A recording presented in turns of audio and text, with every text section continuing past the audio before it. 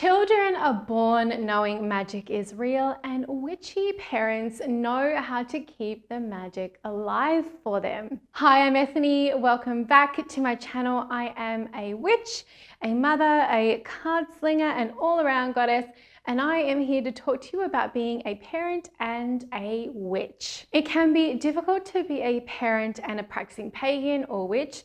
Now, I am going to be sharing some of my experiences and speaking on behalf of being a mother, but do know that this can translate into any parent or guardianship. So being a mother was something that I never thought I was going to be able to experience.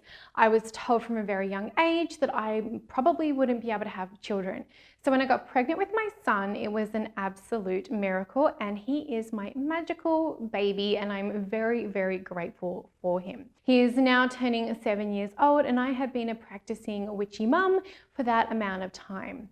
One of the most important things I did as a mother and a witch was really deciding how much I wanted to show my child my practice, and really how important that was to me in regards to my overall spiritual path and also in being a mother. Ultimately, I spoke with his father and we talked about it a lot, and I came to the decision that I'm going to show him aspects of my craft as being normal, as being something that mum just does, and allowing him to be exposed and educated in my spiritual practice and religion, and then also in world religions as he gets older, so he can make the choice for himself. Now, I understand that that's not going to be everybody's experience. Some households may not have a sort of open policy when it comes to world religions and religion, but if you can have an open discussion very early on with the other parents involved or guardians involved with raising the child, it helps you set a good foundation and open communication early on. As witchcraft is a part of not only my everyday life, but also my business, it is very hard for my son not to be introduced to aspects of magic and the craft. I have altars all around the house. I have crystals everywhere. I am an author and a writer and a teacher. So it really is a part of everyday life for us, but it has to be something that you decide as a parent of what it's going to be, whether it's a special thing, whether there's going to be an age limit to when you start to introduce your child to the craft and your spirituality, or whether you just want your spirituality to be something for you. My son Dom has always been very interested in all of the items around the house. He has been around tarot cards and oracle cards since he was a baby, and I even did readings while I was pregnant with him.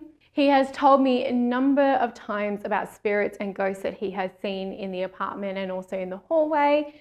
He has talked to me very openly about those experiences, and that has been wonderful because he's never been afraid of sharing those things with me. He helps me cleanse and sort of clean the space that we live in. And he absolutely loves crystals and even has his own little collection of crystals that he picks out himself. I believe it is my job as a mother and also a witch to encourage any natural interest that he has in these things, not to squash his intuition or to squash his imagination, even if that's what you think that it is happening when they talk about angels and spirits and ghosts and things like that. My job is to foster positivity and creativity and actually show him magical ways and positive ways he can empower his life and talk to me about his experiences. I have absolutely found that one of the challenges I face with being a witch and a mother is the stereotypes that happen in media, especially in like kids' cartoons and shows, and in sort of games and things like that, that the witch is always this like haggy old thing that's going to be like in the forest. Like Dom is obsessed with Minecraft, and there are witches in a lot of the Minecraft things and they're bad guys, or you know, he'll be watching something on Netflix and it talks about a nasty witch. And I've had to sort of talk to him about how mummy's a witch and not all witches are bad. And I gotta say, one of the funniest things happened recently when we were walking up the stairs after school, and he said, "You're a witch, mummy, and I'm a wizard," because now he's old enough to start to really get into Harry Potter, and he is really adapting some of the more positive archetypes and sort of stereotypes in media to witch, but do know that is something that comes up if you are a witch and a parent, and we just have to expose them to also some of the positives. Of course, he is still too young for me to go into lots of aspects of the craft, and he's definitely too young to be like reading the rest of the Harry Potter series or watching any of that. So it's really about being age appropriate and then starting to talk to him about certain things as he gets older. But children are very, very perceptive, and they're very, very clever. So know that they are probably going to pick up more than you think in your area, and speak to them as if they are the intelligent beings that they are, and have a good conversation with them about what is a real witch or what is a real pagan person and what is a character on TV. Something that I'm also super aware of is that at some point Dominic is going to rebuke everything that I offer to him as a part of his growth. This becomes a part of adolescence when children want to experience things on their own, and also do not take their parents' word for, the gospel that sometimes they think it is, and they experience the world through their own lens. Now, I have to be prepared for him to maybe think everything that I believe is complete garbage, or that it's not real, and for him to find his own path. And that can be a very interesting and challenging part of being a parent, because if your identity is attached to that and then your child is starting to reject it, it can really come across as a sort of a personal sort of attack or a personal defamation of your character, where it's really about the child wanting to experience the world as their own individual self. So that's something, as any parent who's watching this who is a pagan, know that that might end up happening, and it's not our place, I believe, to force them into continuing on joining in on any activities or understanding what we're doing or learning more about it, but really just supporting them through their own journey. Now, I absolutely know that I pass as a muggle, or I pass as very normal when it comes to my everyday interaction with parents around me, my son's school community, and also just the public in general. I don't have massive identifying tattoos like a pentagram or a pentacle anywhere on me, although I really do want to get them in the future.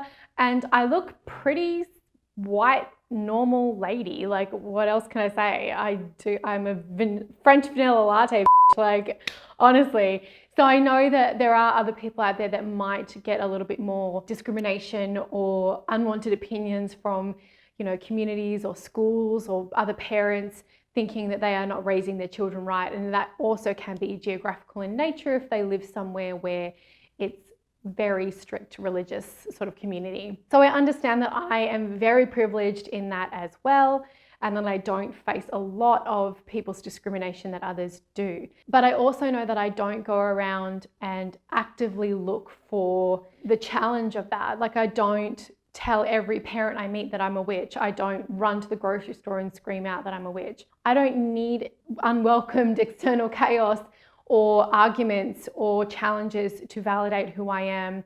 I'm not about to try and have massive religious arguments with people, because my spirituality is about who I am, not about who somebody else is or arguing with others. I've been very fortunate, and obviously have worked hard at having a successful business, and also raising my child as a single mother, and also incorporating my craft into both of those things. So it is definitely doable, but you are the only one who is going to be able to decide how much it's going to be in your life and how much the craft is going to be in your child's life. So let's talk a little bit about that. What are some of the things that you can do as a parent to incorporate or bring in witchcraft into your life, or pagan practices into your family sort of traditions, and building a little bit of your practice with your family and children? You can plant herbs and have houseplants in your living space.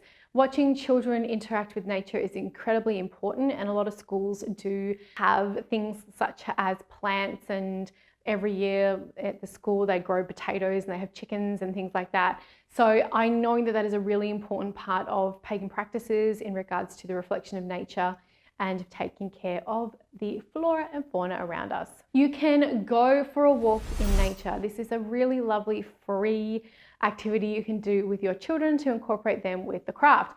Take your children for a walk in the forest and have them explore the natural world.